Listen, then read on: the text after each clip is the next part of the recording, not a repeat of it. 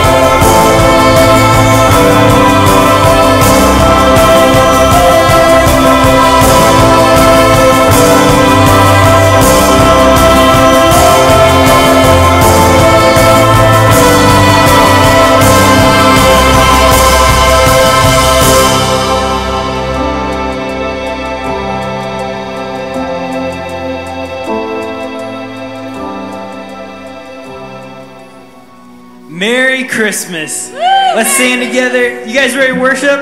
Yeah. Let's worship together.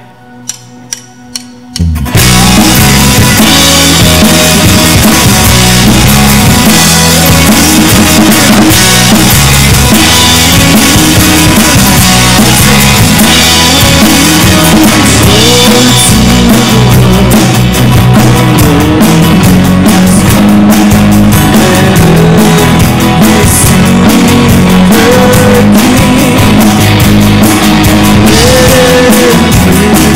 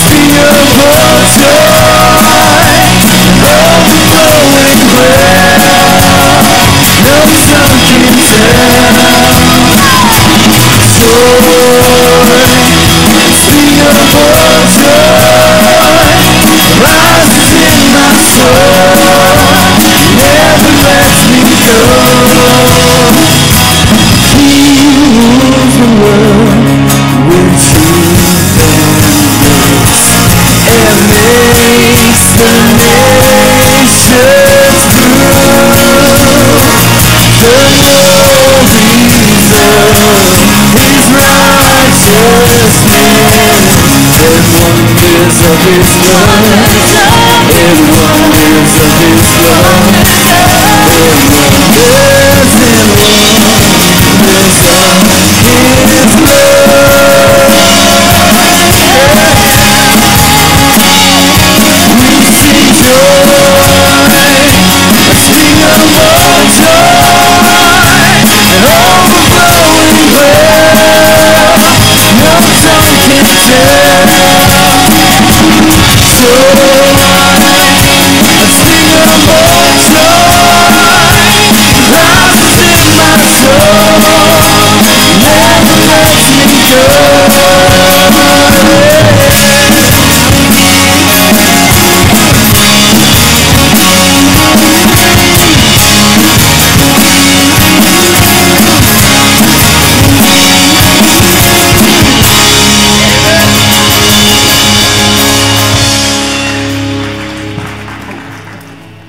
be so joyful in Christ Jesus, right?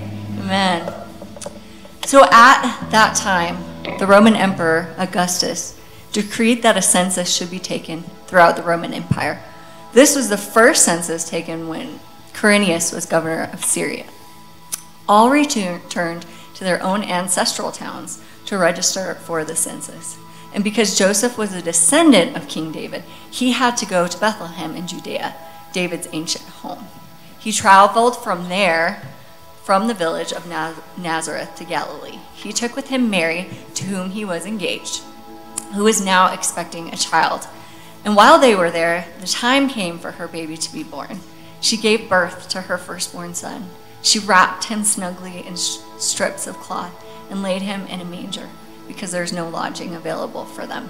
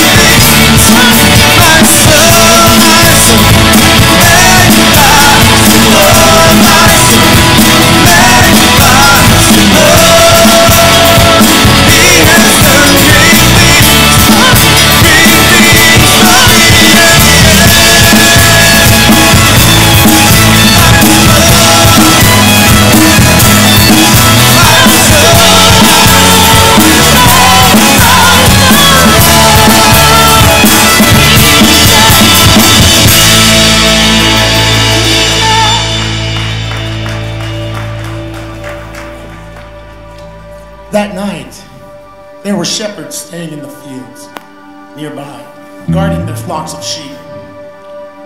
Suddenly, an angel of the Lord appeared among them, and the radiance of the Lord's glory surrounded them. They were terrified, but the angel reassured them. "Don't be afraid," he said. "I bring you good news that will bring great joy to all people. The Savior, yes, the Messiah, the Lord, has been born today in Bethlehem, the city of David. And you will recognize him by this sign. You will find a baby wrapped snugly in strips of cloth, lying in a manger." Suddenly, the angel was joined by a vast host of others, the armies of heaven, praising God and saying, "Glory to God in highest heaven, and peace on earth to those with whom God is pleased." When the angels had returned to heaven, the shepherds said to each other, "Let's go to Bethlehem. Let's see this thing that has happened, which the Lord has told us about." They hurried to the village and found Mary and Joseph. And there was the baby, lying in the manger. After seeing him, the shepherds told everyone what had happened and what the angel had said to them about this child. All who heard the shepherds was in her heart and thought about them often. The shepherds went back to their flocks, glorifying and praising God for all they had heard and seen. It was just as the angel had told them.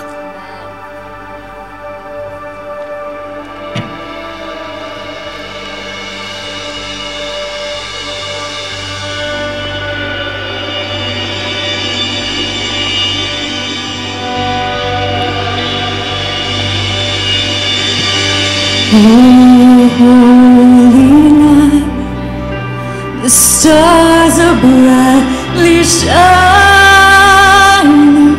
It is the night of our dear Savior's birth.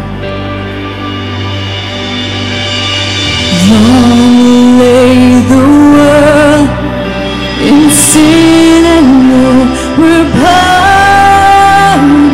till he appeared, and the soul felt its wound. Come on.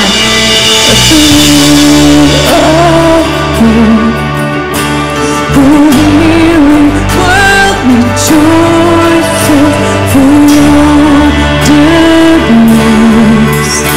When you are asleep,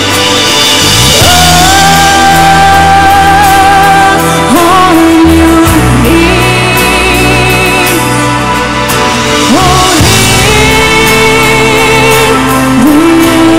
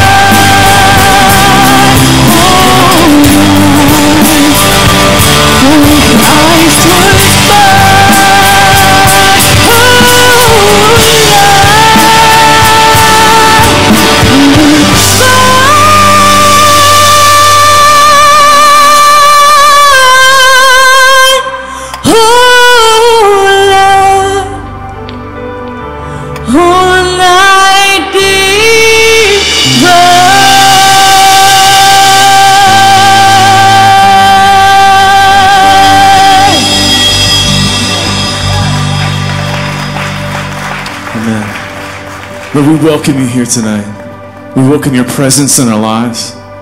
Lord, as we take this moment and just reflect and celebrate the goodness of the gift that our Father gave us in giving us His Son.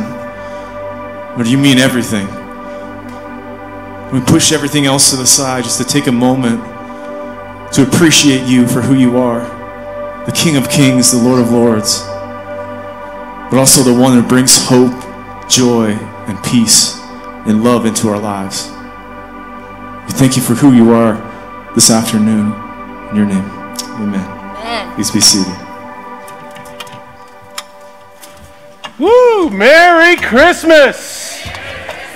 No. I said Merry Christmas. Man, this is a celebration, isn't it? We're celebrating the birth of our risen Savior. This is a great time. And I've had a couple conversations with some people asking them, how you doing? People ask me how I'm doing. I want to tell you, I'm doing absolutely fantastic. My family's struggling. My kids are like, it doesn't feel like Christmas. Just because we haven't been here yet, right? You haven't heard an awesome guitar solo like that at Old Holy Night yet.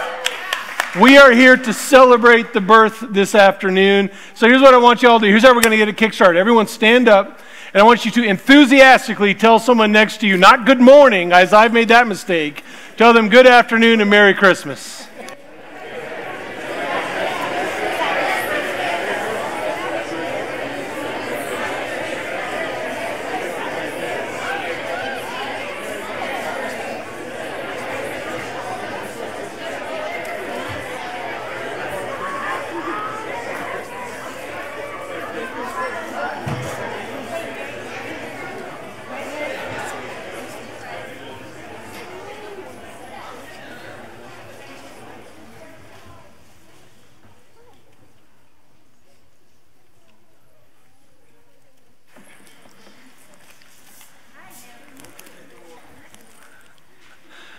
Someone said, open the door.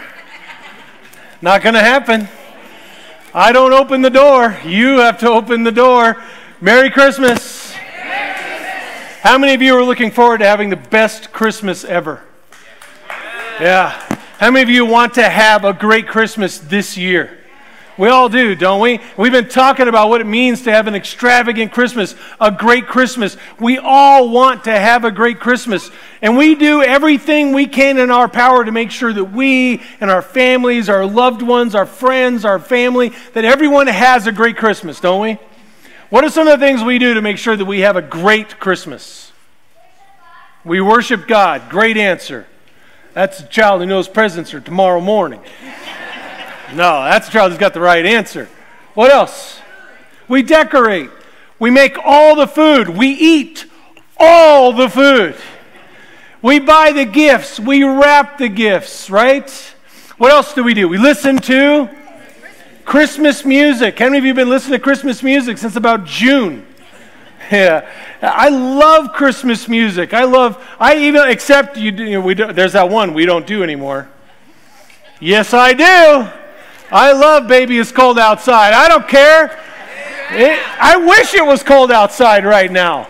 Now you can't sing that song. Baby It's Cold Outside. No, it's not. Go outside. It's like 50 degrees. It's fine, right? We even go so far as to endure our families. We'll go to every length. We buy the gifts. We eat the food. We decorate. We have the ugly sweaters. This is the only time of year you can get away with wearing a sweater you would never wear any other time of the year. All because we want what? We want a Merry Christmas. We want a good Christmas. We want the very best. We want an extravagant Christmas. We want it to be over the top. We want all of the Advent gifts, don't we? We want hope in our lives. How many of you want some hope in your life? Some peace, some joy, and some love. But as we've been talking, some of these things are pretty elusive. And here's what happens. We go through this season with all this hope, all this expectation that this Christmas, we're going to have the best Christmas ever.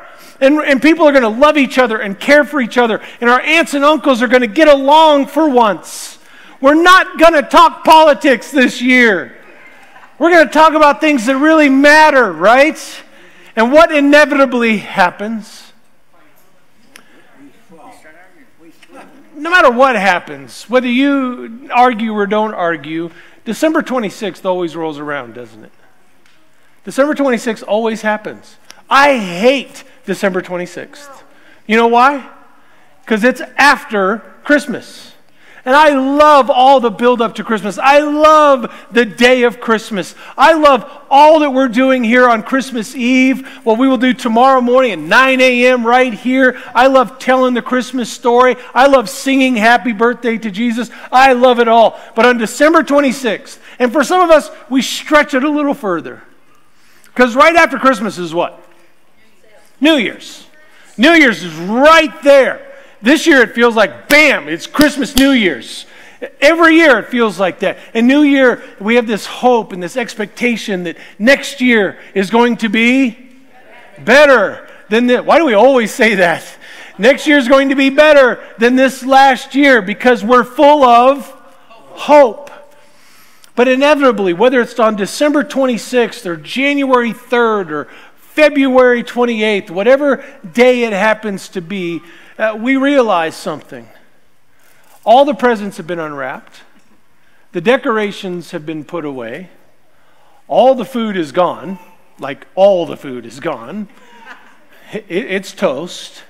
You can't wear the ugly sweater anymore because people will make fun of you and ask you what's wrong with you. And all of your family's gone home. And very often, for some of us, we're left just as exhausted or more so than we were before Christmas. We're alone, lonely, depressed, disillusioned, but we always have one hope. What's that hope? Next year will be better. Next year will be the year. I was just talking to someone about the Broncos football. The beautiful thing about football is there's always next year. There's always next year. And you can ask some of the worst teams in the league, and what will they always tell you? There's always next year. We always have this hope that what's coming down the road is better than what's been in the past. But it's this cycle that keeps coming over and over and over again. And I know you're thinking, Pastor, this is a great message. It's Christmas Eve. We're not done yet. And that's my point. I don't want us to think about next year as being the best Christmas ever. I want to challenge us to make this one the best ever. Make this Christmas the best Christmas you've ever had. Make this Christmas the one you go, man, I'm not sure we can top that one. Because I want us to focus on something other than the decorations and the sweaters and the food. Now, do not hear this. I am all for all of those things. I love all the food. I love all the food. I've been fighting it, but I love the food. I love the songs. Like I said, I love everything about this season. How do we make this season, the day, tonight, and tomorrow, how do we make it the very best ever? I've got the answer. And the answer starts with a dinosaur. I know, that's what you were expecting. I know. You were expecting me to say, I knew you were going to say, I knew it was a dinosaur, and I know what's going through your head right now. Pastor, what does a dinosaur have anything to do with Christmas? And I want to tell you, it has everything to do with Christmas. It has everything to do with how we make this Christmas the very best Christmas you've ever had. This dinosaur holds the key. Would you like to know how? How many of you have ever received a gift at Christmas that required batteries? And how many of you ever received a gift at Christmas that required batteries and you didn't get the batteries? I did this year. This morning, my mother and I and our family got together and she gave me one of my gifts and I'd put it on my Amazon list. This is it. Anyone know what this is? This is a drill. This isn't just any drill. This is a Milwaukee M12 impact drill. It's in the small size. But there's a problem. See, I put this on my Christmas list, and if any of you know Amazon at all, you know when you go to Amazon, sometimes it says you should buy these things with this thing. Well, guess what one of the things was? the batteries to go with the drill. So I opened this up, and I was so excited. It doesn't work. That's why this child, I got to show you this letter. I love this. That's why this child put this, he wrote this to Santa Claus. Dear Santa, Santa, if you bring presents with batteries, bring batteries. That's a fair letter to write to Santa, right? Santa, if you're going to bring me a gift that requires batteries, will you please bring... There's nothing worse than to wake up on Christmas morning and know that your gift needs batteries, but you don't have them. Because why? Why is that bad on Christmas especially? You can't find them. Now, this requires a special battery, so we're not going to talk about that. That's a very special battery. You can't just go anywhere and buy it. But you know all the stores are closed, and you never have the battery you need in the house.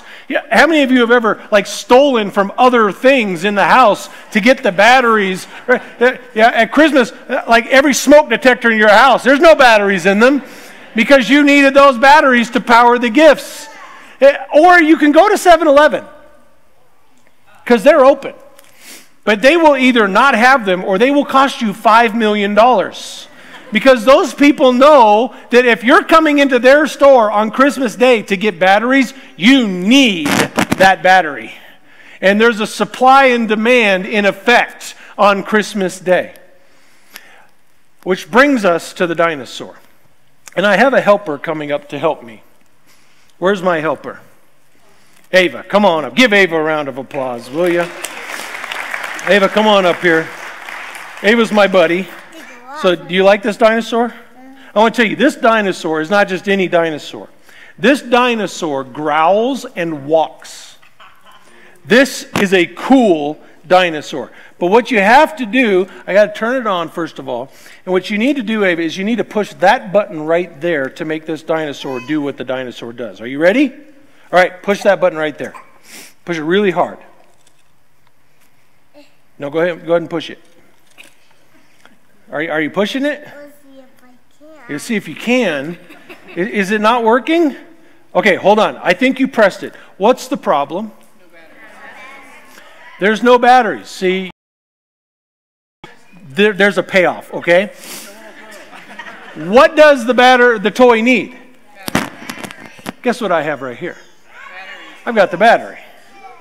I've got the battery that the toy needs. Would you like me to put the battery in the toy? What do you think is going to happen when we put the battery in the toy? Whoa. It's going to work. Now, the second thing, by the way, you ever tried to unwrap a present like this? It takes 7 NASA engineers to figure out how to get it to work. Oh, so here we go. We got the batteries in it. And now we're going to close up the compartment, right? I don't know why they make it so hard. All right, don't they know I have a sermon illustration? All right, push the button right there. Are you ready? Oh, look at that thing. What's it doing? Now that's a cool toy. And it just keeps going. All right, give Ava a round of applause, will you? Thank you, Ava. You can go back to Mom. What did the toy do when I gave it some power? It worked. It did exactly what we expected it to do, right? And it's pretty cool toy, isn't it? You know why I got this toy? Because it said "try me" in the store, and I tried it and I was like, oh yeah. If I'm gonna have a toy at Christmas Eve to use as a sermon illustration, forget the door. I want a dinosaur. As soon as we put the batteries in the dinosaur, what did it do? It worked. It functioned. This present, this gift needed some power. Well, here we come to the Advent table and the gifts we've been talking about at Christmas. Do you remember all the gifts? What's gift number 1? Hope. Go the right way. Hope. What's the second one? Peace. Third? Joy. And fourth? Love. Could you use these gifts in your life? You know what I love is the fact that we're celebrating Jesus' birthday and he's the one that brings the presents. That's a birthday party, right? When you go to a birthday party and you're the one getting something. But we've talked about this every sermon for the last month, as we've talked about hope and the fact that hope opens the door. We need hope in our lives to trust that God has good things in store for us, that He's prepared good things for us, things that we cannot even imagine. We need peace in our lives, but we need real peace. We need God's peace, the kind of peace that we sit down with Him and assemble. We need joy. We need to set the thermostat of joy in our lives, not let circumstances determine whether you're joyful or not. By the way, you ever had a kid open a gift that they didn't want? That's happiness, not joy. Joy is, have you seen the YouTube thing with the kid who gets an avocado? Have you seen that YouTube thing? Kid opens the gift and it's an avocado. It's literally an avocado. And the child said, "Oh, thanks, an avocado." That's joy. It says it's not the gift that matters. It's the fact that I got something, that I have everything that I need. And an avocado is just the icing on the cake, I guess. That's joy setting the temperature in our lives. And love. We need love, don't we? I mean, love makes the world go round. But as we've talked about over the course of this last month, these things are elusive. They're slippery, aren't they? They're hard to get a hold of. And as soon as you think you got them, something comes along. December 26th shows up. June 3rd happens, whatever day you've got in your record, and says it tries to steal our hope, peace, joy, and love. Why? Why do these gifts sometimes not work?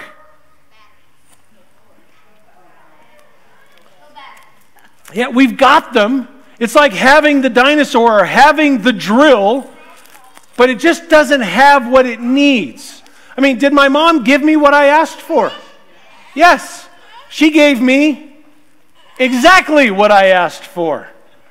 Well, do we need hope and peace and joy and love? Yeah, we need those things. But we need power to make them function in our lives. On their own, they're just a dinosaur. But you put the batteries in them, and they become something much more. They become something cool. Some of you are wondering, where do I get that dinosaur? The answer is Walmart. That's where all the cool stuff comes from, right? Here's the big question. How do we make these gifts work? How do we power these gifts up? You know the answer. How do we power these up? Jesus. The center candle. Right? We've been walking all around it all month long. Who does the center candle represent? Jesus. And Jesus powers the presence. He powers hope and peace and joy and love. Without Him, think about this for a second. Without Him, there's no hope. With Him, we have hope. With Him, do we have peace? What do we have without Him? Yeah, anxiety, frustration. With Him, we have joy. Without Him, what do we have? Yeah, despair or discouragement. These are bad words, right? Without Him, what do we have instead of love? The world is full of it. Hate. We wish the world had more love, but the world actually has a whole bucket full of hate. Why? Because they have the gift without the power. They have the gift. And here's the real problem. I can try and make this drill work, yes? I mean, you've seen kids, if the battery's going, and I've been a parent, okay? And I've been a parent of a child who got gifts that you are glad that they have those cheap batteries because you know they're not going to last through the day, and you're thankful for that. But the kids still play with them, don't they? They'll try and make this gift work. See, things fall off. It doesn't work. Pretty soon, by next year, what does this gift look like? Yeah, it's tattered, it's broken, it's in pieces. A lot like the gifts we get at Christmas. Because we're trying to power them. We're trying to make them work. I mean, if I try and use this drill without the power, it's not going to be very much fun, is it? And pretty soon I get frustrated and I get angry and I'm not happy anymore. And I think drills are stupid. Why would I need drills? I don't need dinosaurs. They're a waste of time. I'm glad they're extinct. Because they don't work. And that's what we do with the gifts of Advent when we don't have the power source powering them. Right? We wake up and we say, there's no hope. I've opened the door before, and what's behind that door is not good. There's no peace in the world. Have you looked around the world lately? Is there peace in the world? How about joy? When was the last time you met someone who was really joyful, like wanted to shut them up joyful? Like, would you please stop talking joyful? You're driving me crazy joyful. How about love? When was the last time you walked down the street and said, man, this place is full of love? It's in short supply, isn't it? Because we're missing the power source. But when you plug the power into it, look at what Ephesians says. When you plug the power in, he says, may you have the power to understand, as all God's people should, how wide, how long, how high, and how deep his what is? His love is. May you experience the love of Christ, though it is too great to understand fully. Then you'll be made complete with all the fullness of life and power that comes from God. What powers all these other gifts? What powers you? What's your power source? Jesus and his love. That's why Jesus is at the center of Advent. Now, I know through this entire series, and I'm surprised nobody has commented on this. I've actually commented on it more than anyone. I've commented with the staff. Have you noticed we haven't read any Christmas stories during this series? Well, I'm going to give you one. And the reason we're not is because all of this is about Christmas, but it's about so much more than Christmas, isn't it? Look at this from the very beginning, Matthew 1:23. Look, the virgin will conceive a child. She will give birth to a son, and they will call him Emmanuel, which means what? God is with us. When Jesus is at the center, when he's your power source, when he's with you, everything else works. But here's the question. This happened a long time ago. Is Jesus still with us? Are you sure? How do you know? He was there this morning. I like that. How about this? How about he said so? Jesus said, be sure of this, I'm with you always. Jesus said, be sure of this. What does he want you to be sure of? I'm with you always. So you remember, Jesus powers the presence. It's Jesus who gives power to all of the other candles. So everyone in the room has a candle, yes? And part of the reason that you're here is for what's about to happen next. Why are you here? Candlelight. Don't you love candlelight services? I absolutely, they're fantastic. I love them. But I want to tell you something. As I started thinking about Advent and the candlelight service this year, I realized, and you'll notice something is missing from our Advent table right now. What's missing? Yeah, there's nothing lit. I mean, usually we do this at the very beginning so that I can see how closely I can catch myself on fire every year. I mean, the experience we're about to go through is really an experience. Fire marshals just must never sleep tonight, ever.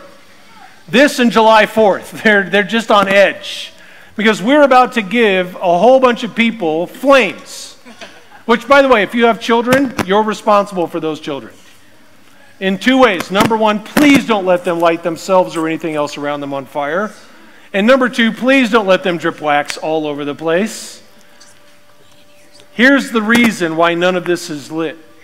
Because I realized this year, and this is probably something we're going to do from now on, because I don't think I'm going to be able to do it any other way. I have lit the Advent candles backwards every Christmas Eve. Because how do I normally light them? Hope, then peace, then joy, then love, and then Jesus. Is that the right way? No. What did we just learn? Jesus powers the presence. Jesus is the power source. He's the one that gives power to all of these other candles. I only need to light one candle. Don't do this. What candle do I need to light? The Jesus candle. He's first. And once I light that candle, everything else comes out of that, doesn't it? So where does love come from? Jesus. Love finds its source and its power in Jesus. Where does joy come from? We can only have joy. You can have happiness a million different ways. You can only have joy, real joy, true joy in Christ. How about peace? Man, the world is striving for peace. It wants it. But it only comes from Christ. And how about hope? Who is our hope in? Jesus. See, we've done it backwards this whole time. That's what the picture should look like. Jesus is the power. He's the source. He's the battery that lights all the other gifts and makes them possible. So if you want to have the very best Christmas this year, where do you have to start? You have to start with Jesus. See, it's not about the decorations. It's not about the food. It's not even about all the people. It's about, as we do all of that, are we focused on the real power of Christmas? So we're not going to light our candles off of this candle. And we talked about yesterday, if I want to share Jesus with the world, how does that happen? I have to pass it on, right? So here's what I want. I want you to come up. Let's dim the lights, kill the lights.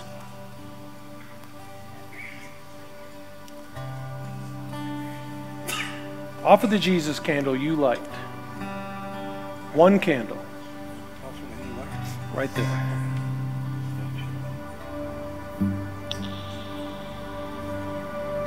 And then go back and share that. Let's all stand. We're going to light our candles with the person next to you. Nope, right there. Light off of his.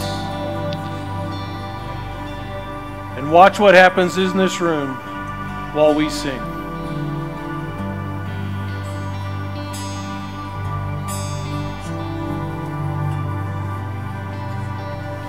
Silent night.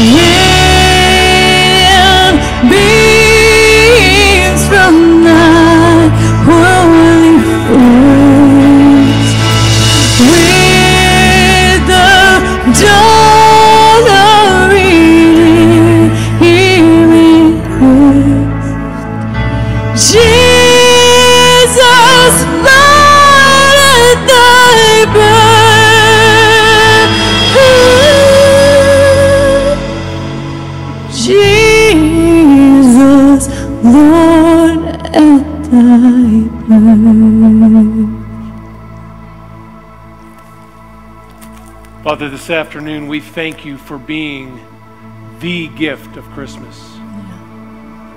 The gift, the sacrifice of God the Father, sending his one and only Son. He gave his Son because he loved us. You came, Emmanuel, God with us, so that we would have the power source that we would need, the power behind our hope, the reason for our peace, the source of our joy, the focal point of all of our love. All of that finds its origin, its source in a little baby boy, born some 2,000 years ago, off the beaten path, in the middle of nowhere, in a borrowed stable. No pomp, no circumstance. Because you didn't come to exalt yourself. You came to save us.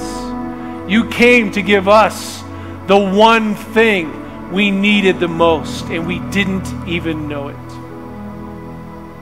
You are the power of Christmas. And Father, our world is fond of saying, our culture is fond of saying, Christians are fond of saying, we need to put Christ back in Christmas, but I am here to declare that he never left. That's right. And he is the reason for the season. And we are the reason for the season. You came to be with us, to give us hope, peace, joy, and love through the power and love and sacrifice of your Son, Jesus Christ. So today, tonight, tomorrow, this is the best Christmas we'll ever have. Because we've made Jesus the focal point, the power behind this Christmas. And all God's people said, Amen. God bless you. Have a glorious afternoon. Merry Christmas.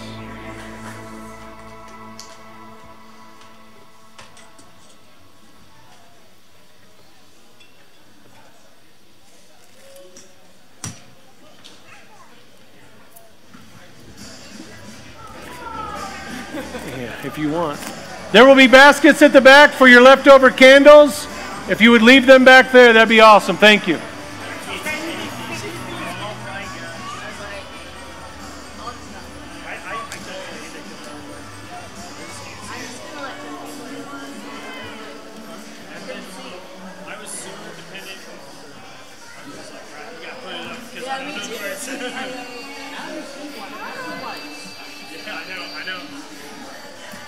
So you want to move this back?